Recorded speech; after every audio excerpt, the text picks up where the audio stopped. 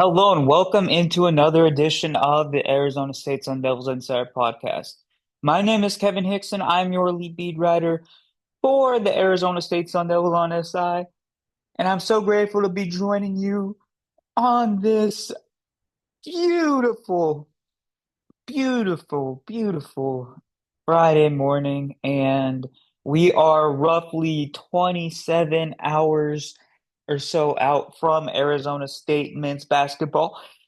Returning to action Saturday afternoon, 1:30 p.m. Mountain Standard Time against the Utah Utes. It's going to be an interesting game for the Sun Devils.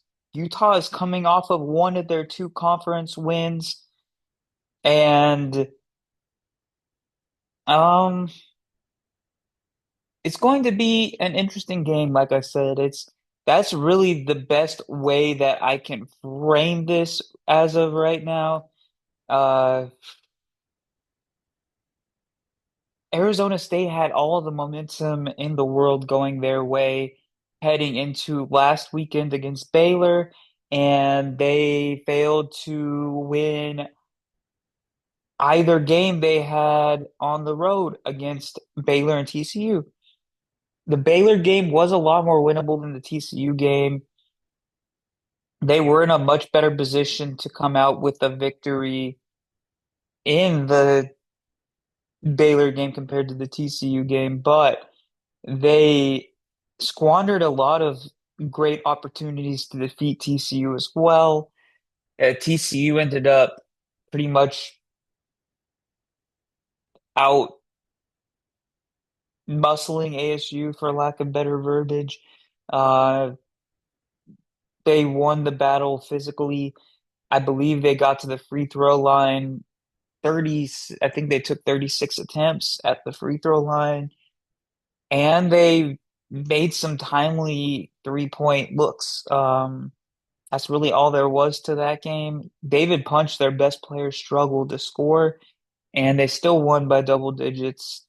And now Arizona State's looking to avoid falling below 500 for the first time this season.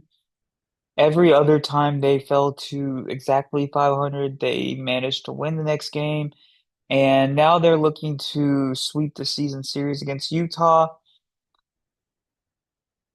We've already been over Utah fairly recently since they just played about 3 weeks ago. But the Utah team has been playing a fair amount better than they were at the beginning of conference play. They obviously are predicated around two players, and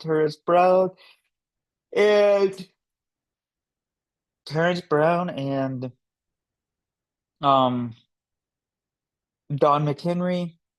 Those two guys average in the ballpark of 40 points per game this season.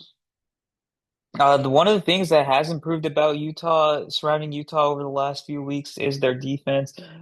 They've been managing to, even if it's not an elite defense, they've managed to put together more complete performances on the defensive side of the ball as of late. And the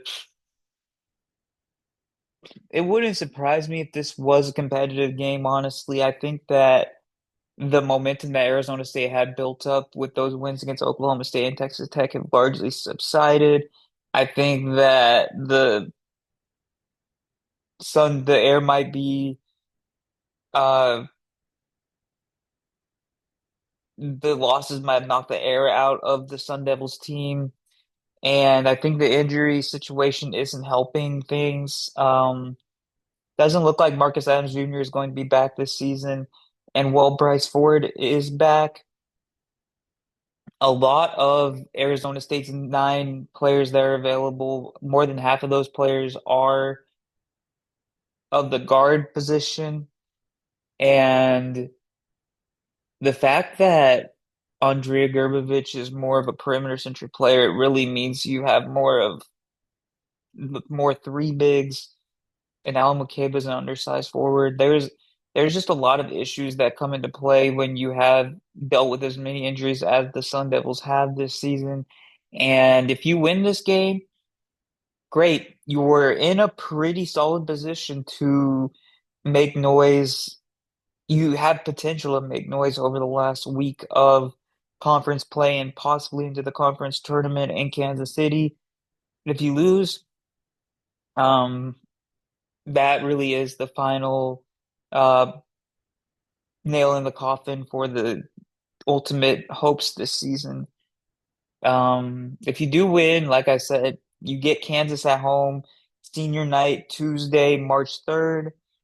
If you win that game, you have a real opportunity. You really do have a real opportunity because you probably climb up in the standings with two more conference wins. I believe that would put you in position to finish 7-11 in conference play. You'd have a more favorable matchup in round one to get to 17 wins on the season. Um, and then if you win the first round battle, all bets are off. You have an opportunity to get to 18 wins, and if you get there, you're probably looking at a 50-50 chance or so to get into the tournament with wins over Kansas, with wins over Texas Tech, with wins over Kansas, Texas Tech, um, Oklahoma State, Texas, Hawaii on the road.